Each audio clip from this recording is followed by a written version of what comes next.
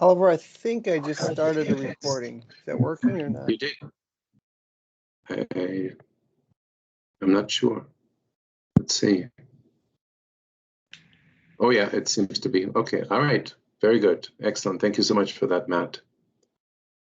And so let's get started. Welcome everyone to the 8th installment of our Technology in Context series at the Cofrin School of Business at UWGB and Advancing Digital.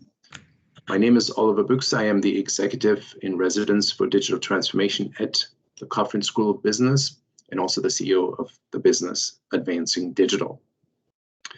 Over the last weeks, we have covered foundational technologies through early July, and we are now pretty deep into these technology and context elements. We've talked about racial bias, democracy, and today we'll talk about new technologies and the future of our planet.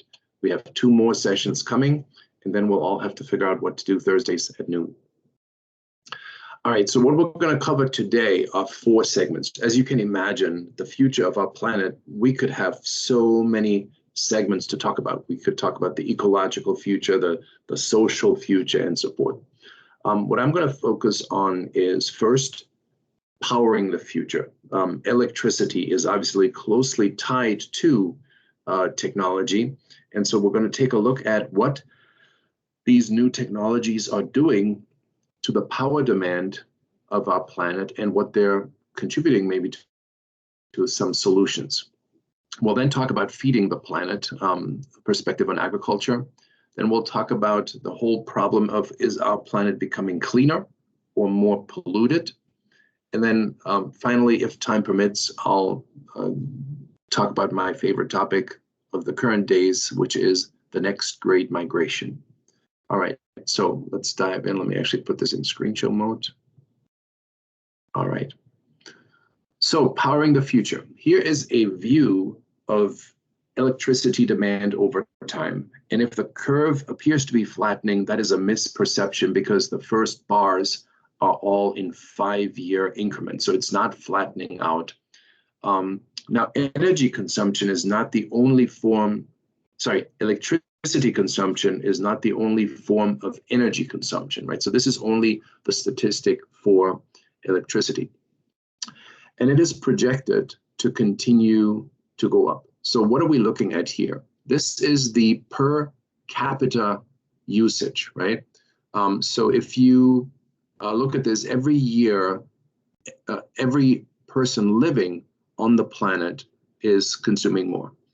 Actually, this is the global consumption, but if we turn it into per capita, you see the numbers on the right, it equals to about 3,000 kilowatt hours per person globally.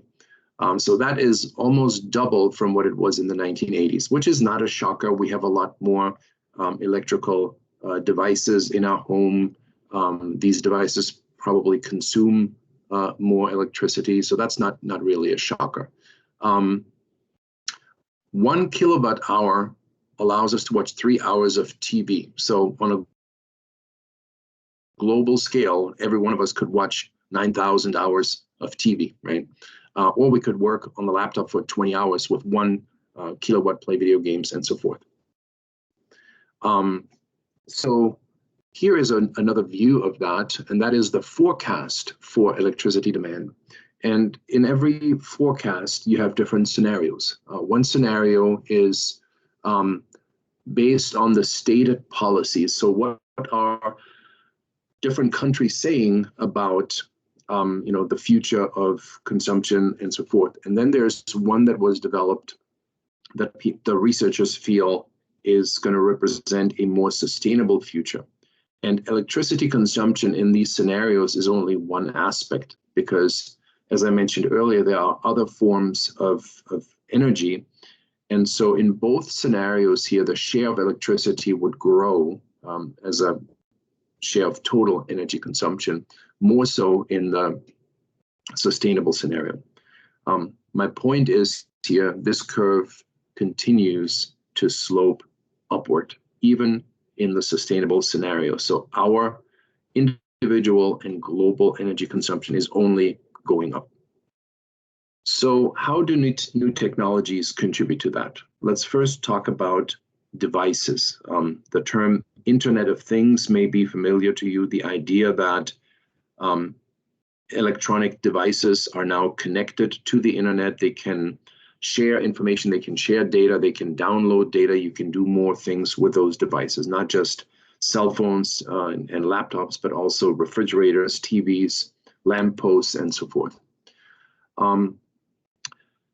41.6 billion connected devices by 2025 will generate zettabytes. I can't even keep track of it anymore, how many zeros this might have, right? But the growth rate, that's what's interesting to me, 29% more data every year, right? So data does not just live in the ether. Data has to be stored. We have to put servers up to store all that data. If the data is in the cloud, your laptops have to become more powerful. You need bigger storage units, more processors to process all of that. So the power required for our devices and for all that storage of data is only going one way. I read at one point that if no new power sources are being discovered, that Japan is going to be the first country to exceed its domestic electricity production through its electricity consumption. So then an interesting conundrum comes. What are we going to do? Are we going to lay deep ocean power cables to supply Japan? Are they going to find new energy sources? Are they going to build devices, computer chips that consume less energy? So they are facing a problem which we have not historically faced, in that the amount of power is not infinite. AI contributes to that, obviously, as well. AI is voracious in its consumption of data, because in order to train the AI to make it reliable, we talked about that, you need vast data sets. And that data is often unstructured data. It could be images, it could be videos.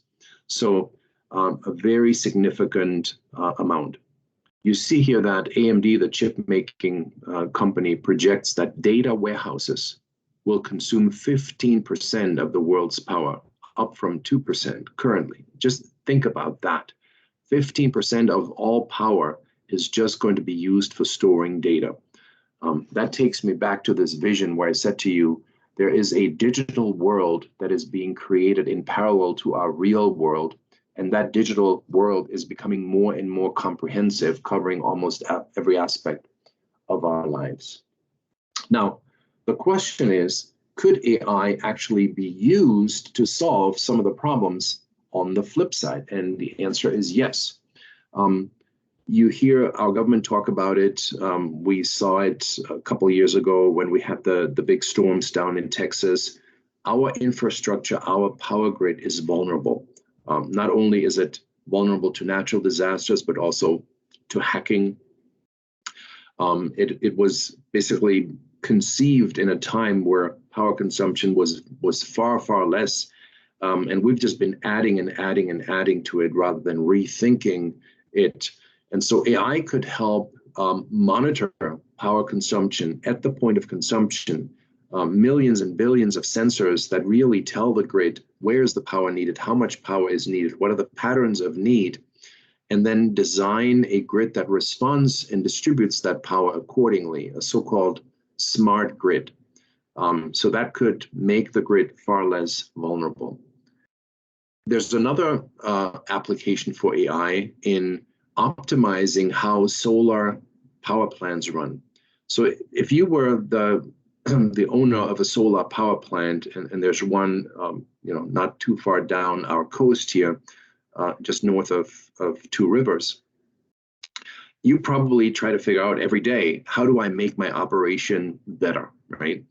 And that is one way of learning. But now imagine, of all the tens of thousands of solar plants around the world, if you could have their performance data, if you could analyze how weather, air temperature, wind, whatever factor you could think about, the exact angle in which you set up your solar panels, how any and all of that contributes to the performance, then your ability to extract patterns would be much better. And so that is where AI comes into place. Now, of course, you need to get all of these companies to agree to share their performance data, have the AI analyze it, but then if they can all reap the benefits, this could maximize or optimize the power output from solar energy significantly. And that's not the only example. We could do the same thing essentially for nuclear power plants and so forth. Blockchain is another one. You may recall how Tesla said, oh, we're going to accept Bitcoin, and Bitcoin soared, right? The value of Bitcoin went up. And then Elon Musk, a couple of months later, after he probably had sold all of his Bitcoin, said, oh, we're not going to accept Bitcoin anymore. I don't like it anymore because it's not energy efficient. It's not sustainable. We don't want to contribute to this problem. And so the issue with blockchain is that part of the logic is that there's an encryption mechanism. It's almost like solving a puzzle. And it's not one computer trying to solve that puzzle. It's many, many, many computers solving the puzzle. Imagine, a pizza needed to be delivered, and whichever driver makes it to the Pizza Hut restaurant first gets to pick up the pizza and deliver it. So you could have 20 drivers vying for that one delivery job. That's totally inefficient, but that is essentially how the Bitcoin encryption works. So it's a lot of energy that's being used to solve these encryption puzzles, and hence burning that energy. So China has raised a flag. China has a particular problem as well, in that as its population is becoming wealthier, is buying more electronic devices, their energy consumption is going through the roof. And so they basically are clamping down now on Bitcoin mining in China. They also have an issue with this independent wealth creation that comes along with it. I don't want to speculate about that. But the Bitcoin miners are just moving on. They are moving their operations to other places. And one of the issues is that in China, they were actually using a mix of fossil fuel and hydropower energy. So if they're now moving to Texas and the mix has less renewable energy in it, it's actually worse from a global perspective. So Elon Musk already shared this story with you. Electric vehicles is another one, right? We all hope that electric vehicles can play a significant role in helping reduce greenhouse gases, but it's a complicated formula. Clearly, they would reduce greenhouse gas emissions at the local level. So our cities could be significantly less polluted if we had all electric transportation. But the power has to come from somewhere. And if much of that power is being generated with fossil fuel, then you just burn it somewhere else. You don't burn it locally in the car, but you burn it somewhere else. Now, there are studies who say still, it would be more efficient to have electric vehicles because there is at least a mix of renewable energies that are going into the power that fuels those vehicles. And others say, well, this is so there's a lot of factors to account for that. And one factor that we may not think of right away is that in order to make the batteries for these vehicles, you need rare earth minerals, and you need a lot of cobalt. And cobalt mining happens in a lot of countries around the world, and some of those countries don't have the same labor standards that we have. So there's a lot of child labor going on in the Democratic Republic of Congo, for example. So there's all these other questions. If you sort of applied a triple bottom line, profit, people, and planet, are electric vehicles really a good idea, or will we someday say, how could we just all be fooled by that? So I think the jury is out a little bit on that. Now, what about the positives? I already looked at AI as a potential contributor to optimizing the power grid, optimizing solar output. What are technologies doing to actually reduce energy consumption? Well, the most obvious one is what we are all doing right now, right? We are on a Microsoft Teams call. Sometimes we're using Zoom and other technologies. So the amount of travel for business, for education has gone down dramatically. related to COVID. But many businesses have gotten an appetite for it and are already changing the rules of how people will be working in the future. Many companies are not asking their employees to come back. They have learned through this period, enough data points that people can be equally productive from home, from living 1,000 miles away and still making good contributions. And so that is cutting down on business travel substantially. We've probably all seen the images of air quality over Europe or over China during COVID and how it really improved. What's going to happen to tourism, to personal travel is to be determined. Maybe we all have this pent-up demand in us now, and we all want to travel as soon as it's safe, and it might go in the other direction. But principally, the technologies for very productive remote interactions exist now, and they're only getting better with augmented reality and virtual reality coming our way. This is a technology I've spoken about before, spatial. You can essentially create a collaboration space in virtual reality. Everybody who participates has an avatar. It's relatively easy to create an avatar. If you don't have a virtual reality headset, you can actually watch the action, if you will, on a two-dimensional device. So these virtual collaboration spaces may be a more engaging way, because obviously here in Zoom or Teams, we are somewhat limited in what we see of each other and what information we can truly collaborate around. Another aspect of virtual reality and augmented reality is the lack of, or the elimination of travel in business.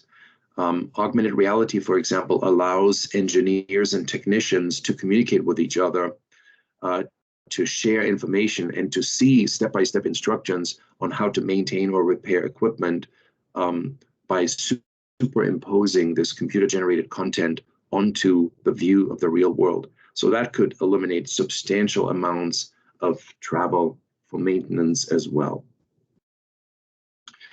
The next thing that's going to help is smart X, smart TVs, smart light bulbs, smart homes, right? So there's a lot of examples. Lamp posts, for example, are now no longer just, carrying a light that burns all night. These lampposts are equipped with lots of sensors. They may detect if a vehicle or a person is actually approaching and accordingly dim up the light. Well, once you put that expensive post there, you might as well put a weather sensor on there. Maybe you put another sensor on there that measures air pollution if you're in a city where that matters.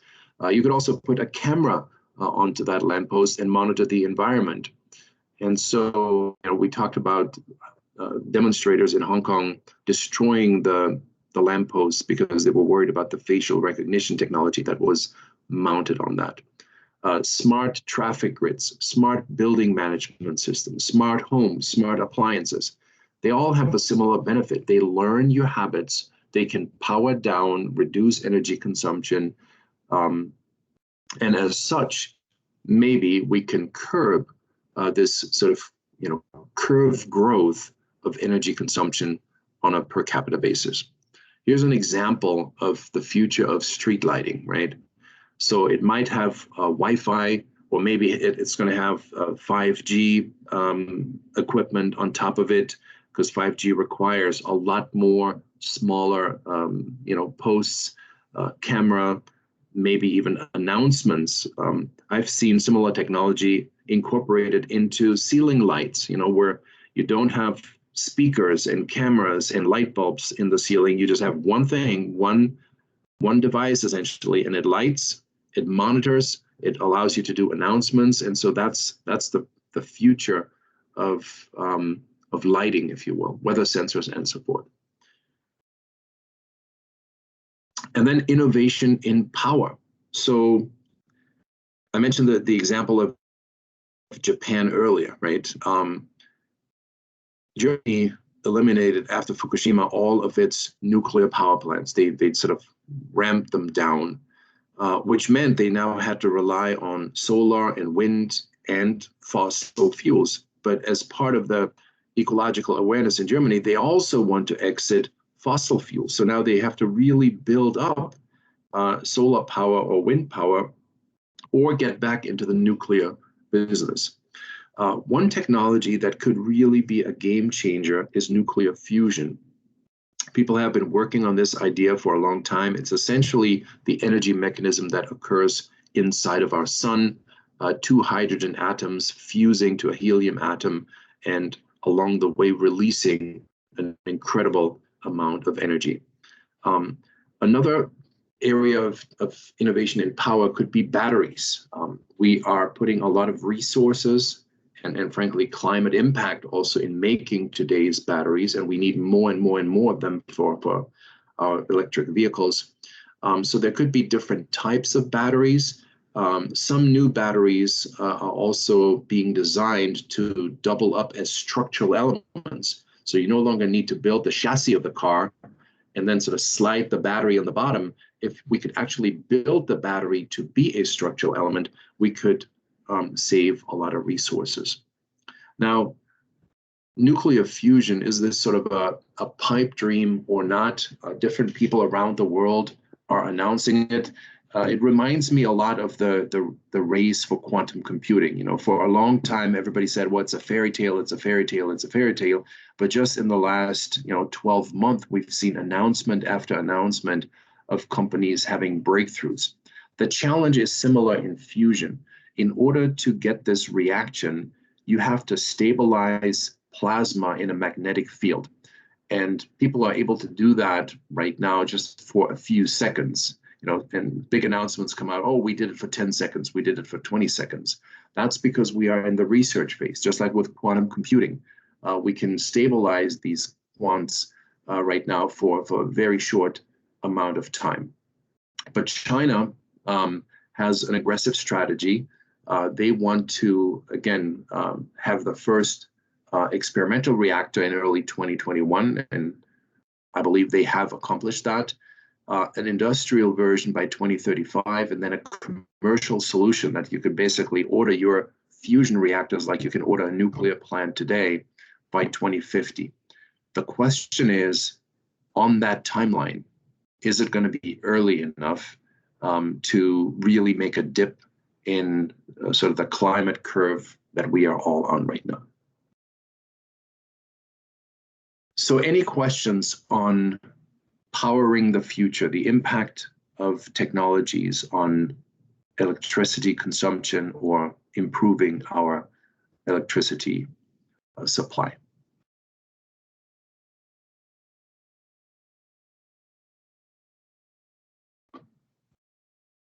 All right, hearing none, then I'm going to go into a completely different conversation, feeding the planet.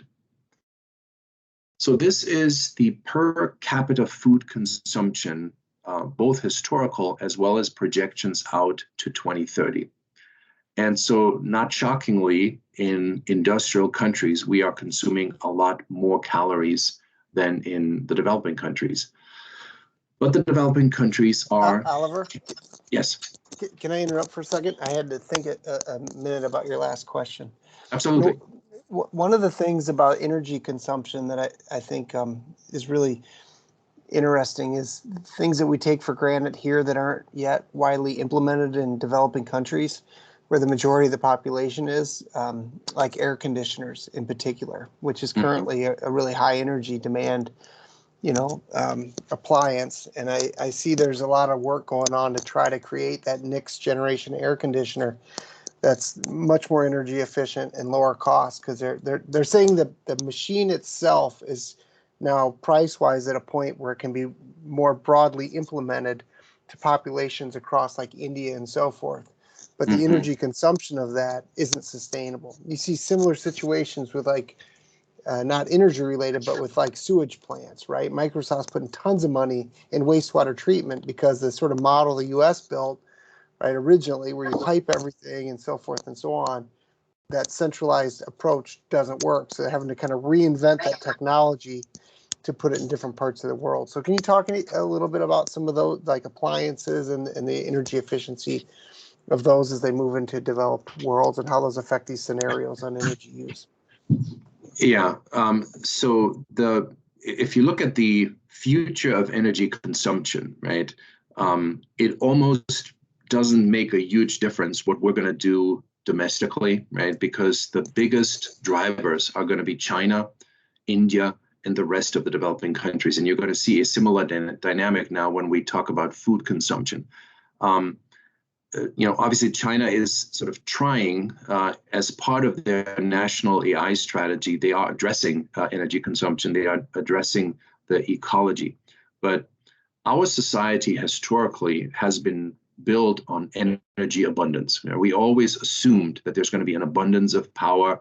The way we insulate our homes, for example, is ridiculous. None of our homes here would be ever get a building permit in Germany where you have to almost pack your home in insulation to get a permit to build it up. So with the population growth in China, in India, in Africa, with the affordability of electrical devices, right, there's going to be this curve, the curve of luxury. Are they first going to buy an air conditioner? I don't know. Maybe first they'll buy a refrigerator, and then they'll buy a better TV, and then eventually they have all these appliances. Now they don't have the power grid, and they have distances to cover that are far larger than the European countries, for example. It resembles more the power grid in the United States, but then there's so many more people. So I think there's an abundance of room for innovation. And I think that the easiest logic to me is take the power that comes free from the sky, right? Solar power is local. You don't need a 100-mile-long power line, right?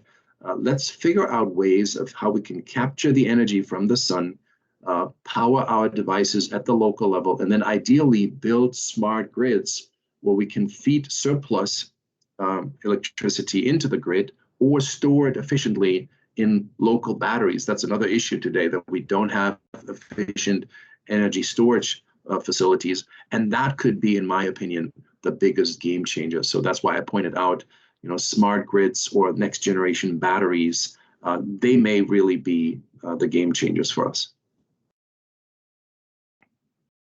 Thank you. You're welcome. Any other questions? However, there's a comment in the chat. What about educating people to smart use energy?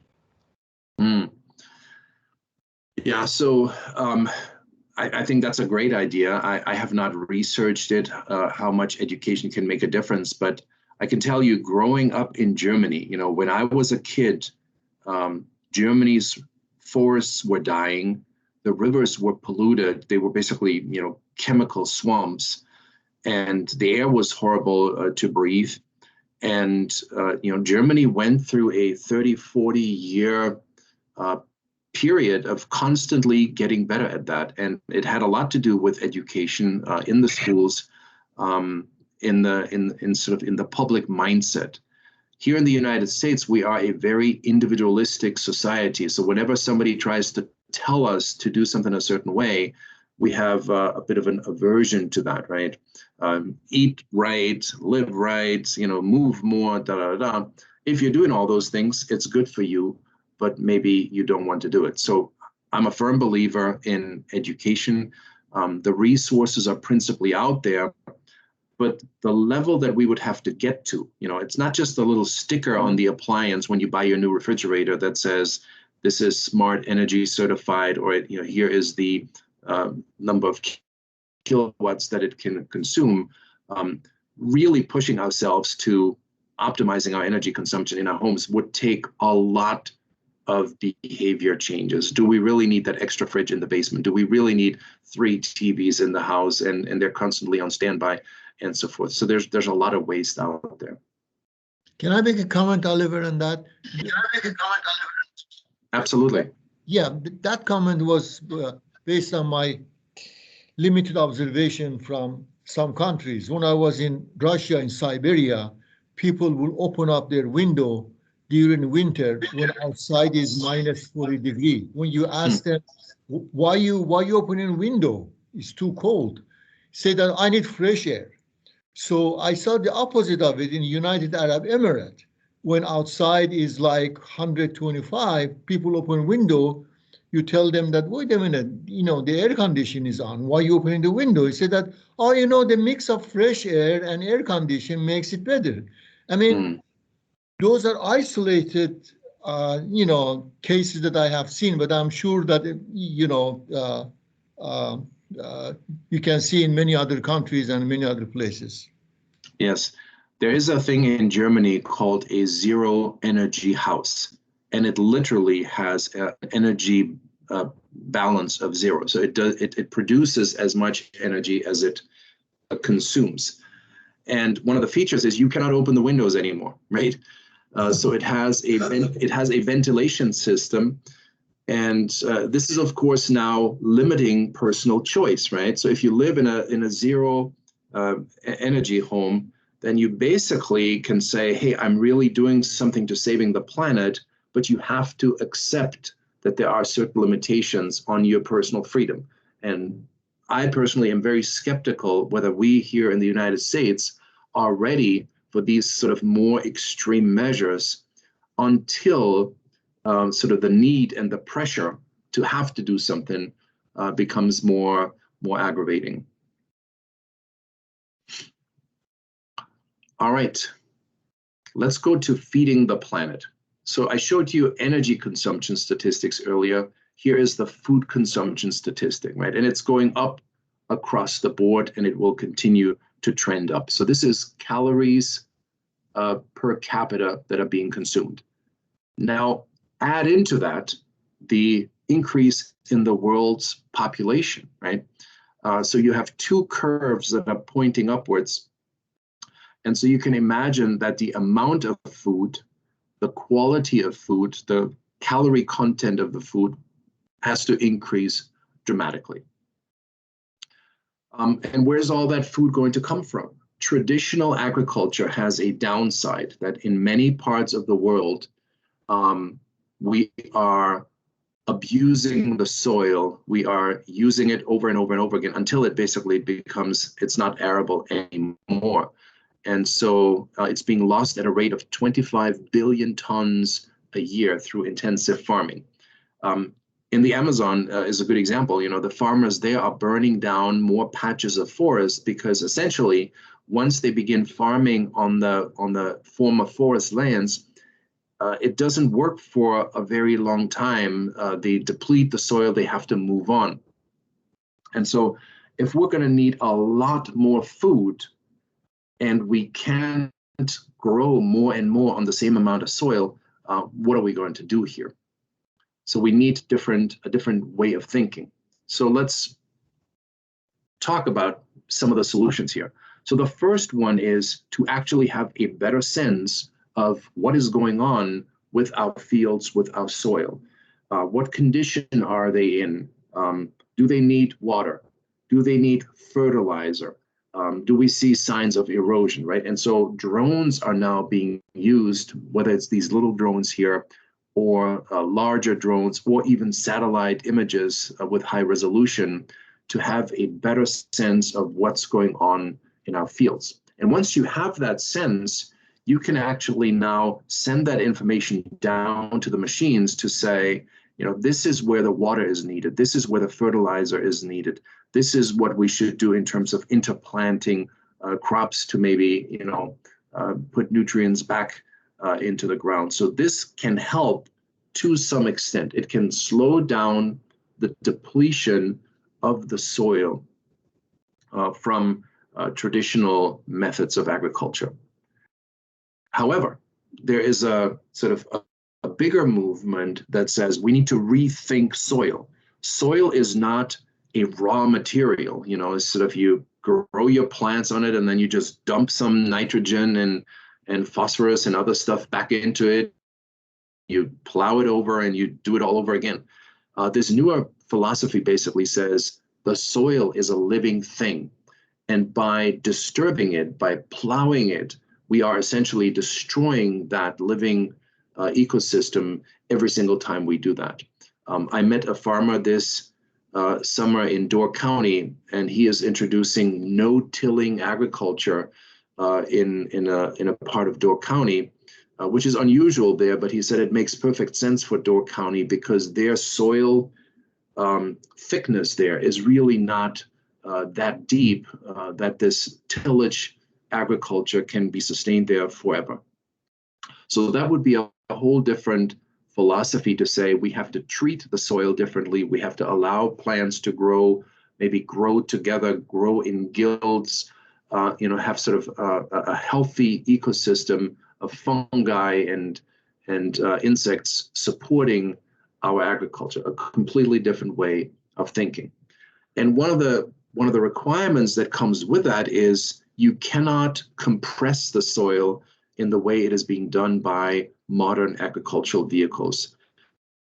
Every time you drive over the soil with this big tractor, you compress it so much that essentially the ability of the soil to absorb water is being reduced, the ecosystem is being damaged, and then of course you have to plow it to loosen it up again. So it's a vicious cycle.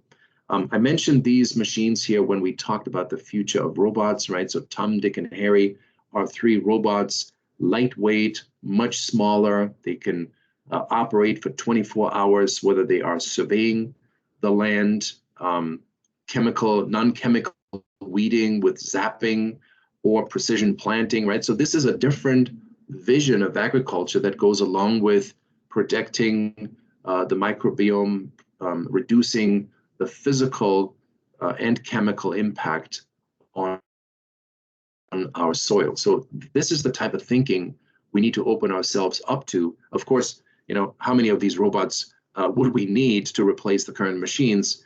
And then multiply that to the developing world. That's a very aggressive vision, and we're miles and miles away from that. Here's another approach, which is, well, if we don't have enough soil, or if we are destroying our soil, can we actually take the sort of that extra growth of food that we need and maybe put it indoors? The Farmery in Green Bay is an indoor farm in the old Armory building, hence the name the Farmery. And they have built these multi-tiered stacks. They are essentially using water from fish tanks and running it through these tiers. They are still operating with real soil, so they're growing stuff in real soil, but the roots take their nutrients in part from the soil and in part from the water that runs through it. And then they supply microgreens and other stuff to local restaurants. So it's an experiment, but the idea is to prove out what it takes to economically and ecologically create food sources. They also have a fish hatchery as another experiment, and they're not alone. I saw these solutions here at CES 2020. So there are small scale growth units, and then there are industrial scale growth units where you could take an entire warehouse and begin to grow food indoors. Now, of course, you have an electricity usage issue again, so that takes us back to the first one. But think about it. If I could grow food in a warehouse in the middle of Chicago, maybe in a place that today is a food desert, then I don't have to haul that food, that lettuce, for example, all the way from California where it's being grown today, use the trucks, the impact on the environment that comes with that. I could grow it where it's being eaten. And the range of things that can be grown in that manner is also increasing steadily. We then have technologies that can further automate that. So obviously building an indoor environment, equipping it with all that technology is not going to be cheap. So is this lettuce or whatever we're growing competing economically with the cheap alternatives? Well, if we can automate it to a higher extent, we have a better shot at reducing the expense. And so this is Iron Ox, a farming system that can do a lot of things in the growth cycle of a plant. Where it's not so good yet is the planting and the packaging. So those are the weakness areas. And then this is a more radical idea, right? This little blue container could really change the dynamics of agriculture. And does anybody want to take a guess of what's inside of that container?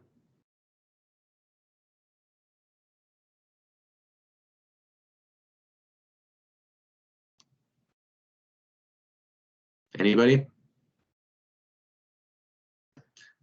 The answer is maggots, right?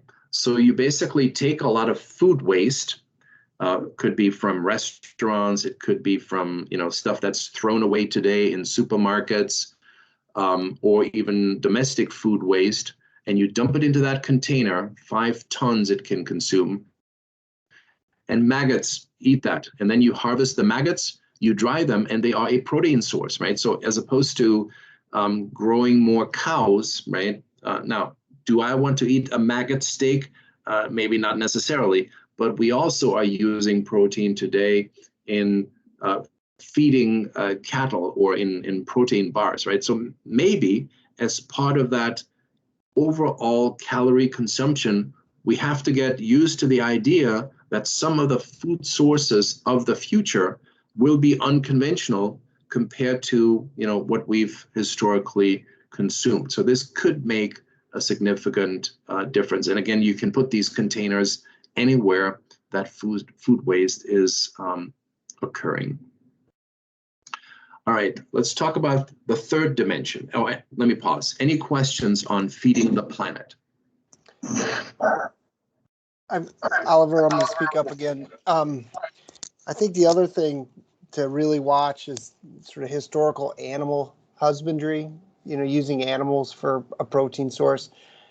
I think it's going to really, really, really disappear. I think you look at the inefficiencies associated with keeping a cow alive. They're warm-blooded. It's about as inefficient of an organism as you can imagine to try to convert plants to animal protein, whether it be meat or milk or whatever, right? So, if you look at the surge of investments and consumer purchasing of plant-based meats, the rise of tissue culture-based meats, and now they're even working on this stuff with dairy, big time, right? Yeah. And I think there'll be holdouts for a long time with like the purchase of a whole product, like the steak you described. But anything that's taking that animal product and processing it in a way that doesn't need to look like that original animal part, say the whey into cheese or whatever, right? I think right. You're going to see the transformation because there's almost 0% chance that when they get these things up and running that they can compete with the economic efficiencies of raising, yeast to make milk instead of a cow to make milk, or a plant to make a meat product versus a cow to make a meat product. I don't think the economics can be stopped. Yeah, that's a good point.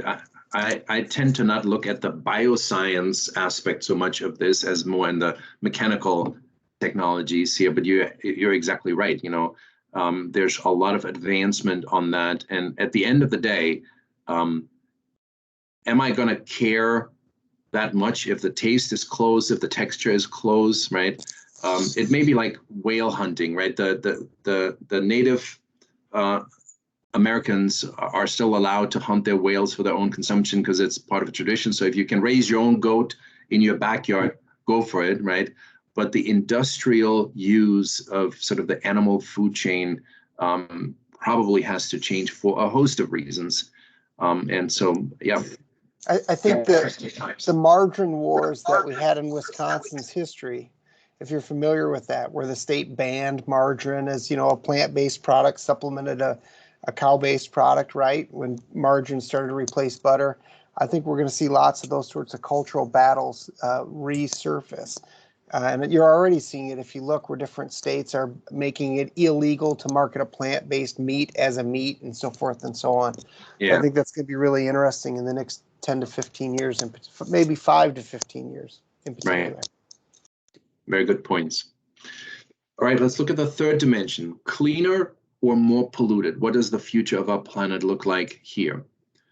I've found this incredible resource. So if you're interested in air quality, this air quality index is real time across the entire world. The index is on the bottom, so you can zoom in on Green Bay. You can monitor the air quality in Green Bay. If you're wondering, well, how is it in South Carolina if I'm taking a weekend trip there, or if you just want to see the pattern, what's happening, how is it sort of going back post-COVID, a fascinating tool. Now, air quality does not necessarily just speak to greenhouse gases, right? Because CO2 is not an air quality impediment. This is talking more about particles and smoke and other substances. But fascinating resource that I wanted to share. This is what everybody has been talking about, right? The future of our planet is impacted by nothing more than the climate change that we anticipate. And I think the consensus is moving more and more into there is a man-made component to climate change. The question now is, where are we headed? If we have no climate policies, if we stick with the current policies, if we look at additional pledges that are being made and can they then be implemented and so forth. Now, the problem is that most of these pathways still lead to a substantial increase into the average temperature. And we are already seeing what these temperature increases are doing. If you looked at the flooding in Europe, the wildfires in the Western United States, the drought in many parts of our country, this is the biggest problem that we're facing. And so just a couple of examples, and obviously the majority of the impact is going to be through policy and avoidance of greenhouse gases, right? That's going to make all the impacts. But I wanted to introduce you to a few technologies here that are being used on the other end of the spectrum. Climeworks, for example, has developed a technology for direct carbon capture. So they're literally sucking the air through their machine and are extracting carbon from the air. Now, how much electricity does it take to actually power that machine? You might not do that in places where you need to use any fossil fuels for that. But in Iceland, they have a pilot factory, and they're probably using thermal energy to power it. And so they're beginning to consider that, because what if we can't curb the greenhouse gas emissions? We're going to have to find some way of taking it out of the air. And then, okay, so now we've taken it out of the air. What are we going to do with it? So their storage solution is in geological formations. That's going to pose a limit on where that can be run effectively. They are working with different places around the world where the geological realities would allow that. But at least people are starting to think about how could we take carbon dioxide out of the air. And then another potential use for it, there's a company called Carbon Cure. And so they are pumping some of that recycled CO2, they are injecting it into concrete. And cement, for example, has a really negative greenhouse balance. It takes a lot of carbon dioxide emission to make the cement in the first place. And so if some of that could be used and pumped into the cement to harden it, to cure it, that's maybe one small reduction that could come on. So I believe there's going to be industries, just like the wind energy industry, the solar energy industry have emerged. The carbon reduction industry is going to be out there. I'm participating in it by planting more and more trees on my property, but there are also technological solutions that are emerging here. Water pollution, it's not just the air, water pollution. The big garbage patch, the plastic garbage patch is obviously an issue. So many pieces of plastic are being brought into the oceans in various sizes, from rub-off of tires, so that's so small that we don't even see it, to old plastic bottles being thrown into a river, floating out into the ocean, and then basically being crushed into thousands of small pieces. So how can technology help here? You may have heard of the Ocean Cleanup Project. So they have two approaches. One is they've constructed this floating system that essentially traps the microplastic on the first 2 or 3 feet below the surface, and then funnels it into a capture mechanism and sort of takes it out of the ocean. And then, you can recycle that plastic and do something with it. So they're still working on the viability of the actual capture technology and then on the commercialization of the usage. But an equally big portion now is intercepting it in the rivers before it ever goes into the ocean. I was just reading yesterday that 8 rivers in the world, and almost all of them are in Asia and Africa, are the big contributors of that plastic being brought out into the ocean. So if we can build capture mechanisms in some of the smaller rivers before it gets into the big rivers, there's an opportunity to bring that plastic out. And the idea is the same: capture it, extract it, commercially viably reuse it. So that was a little bit of a shorter chapter, but related to that, related to the pollution and climate change, I want to reintroduce you to this big idea that I have. Some of you have heard me speak about it, and some of you may not have heard it. I believe that we are facing what I call the next great migration. And here's what I mean by that. Climate change is going to lead to temperature change, and temperature change is going to lead to water stress. Water is the basis of our lives. We don't think about it because we just turn on the faucet and there it is, or we turn on the tap outside to water our lawn. But water is the essence of livability.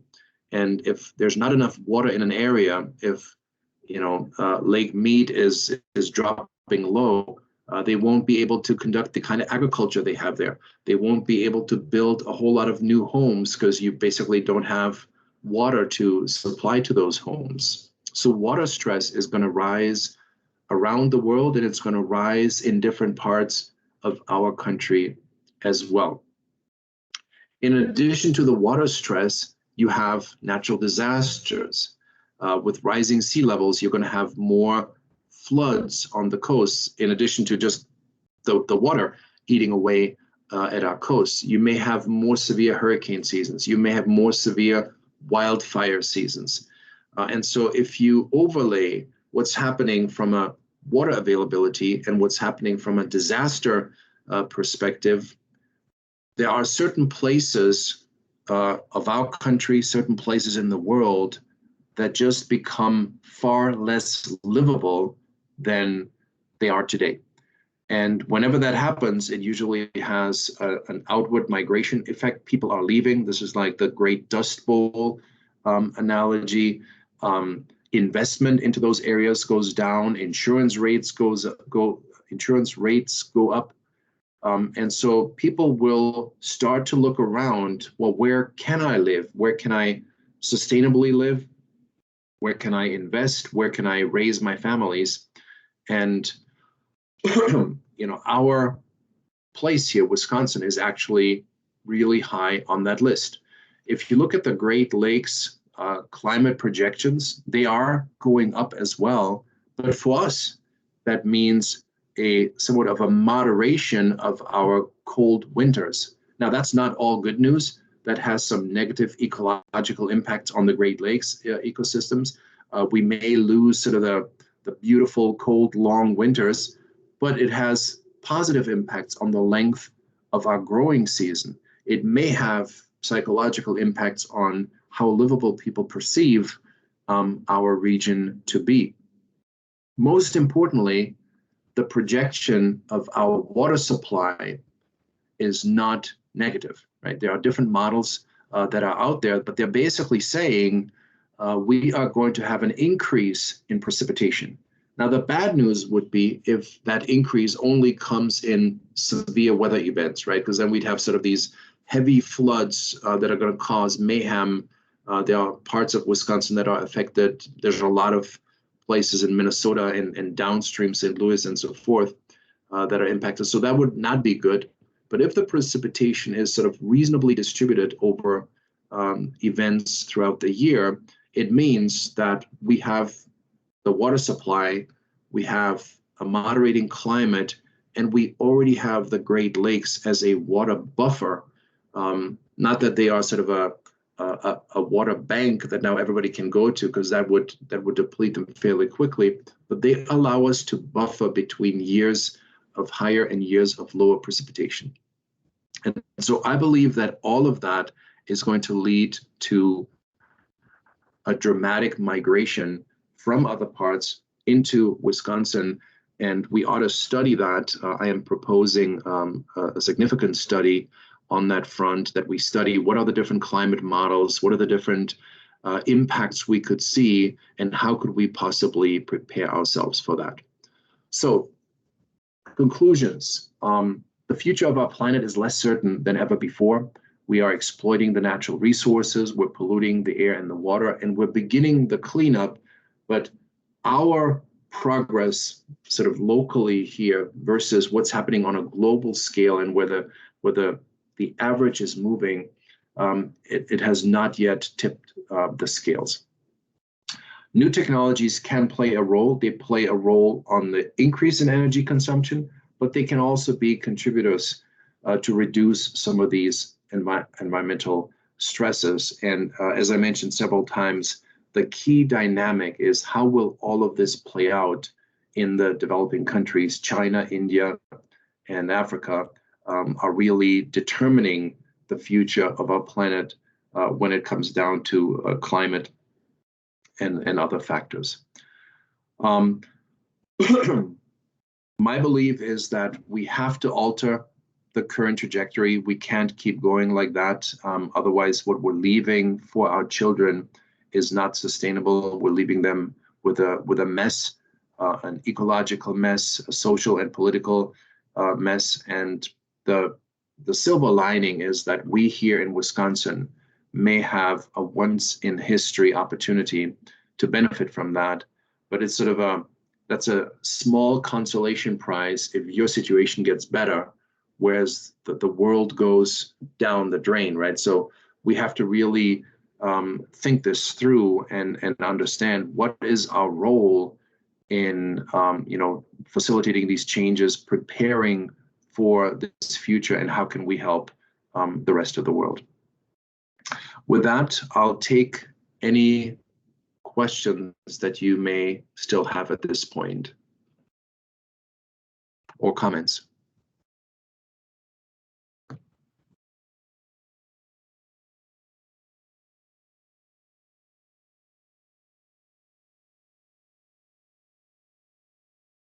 All right, hearing none, then I'm happy to announce that we ended on time this time around.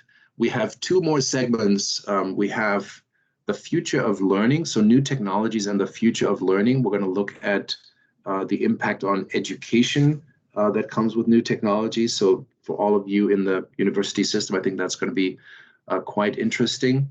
And then the last one in 2 weeks is about the future of relationships, how new technologies are really changing our social fabric. So I look forward to seeing you again next week. Thank you for spending your Thursday lunch hour with us, and have a good day. Thanks for joining us. Bye-bye. Thanks, Oliver. Thanks, Oliver.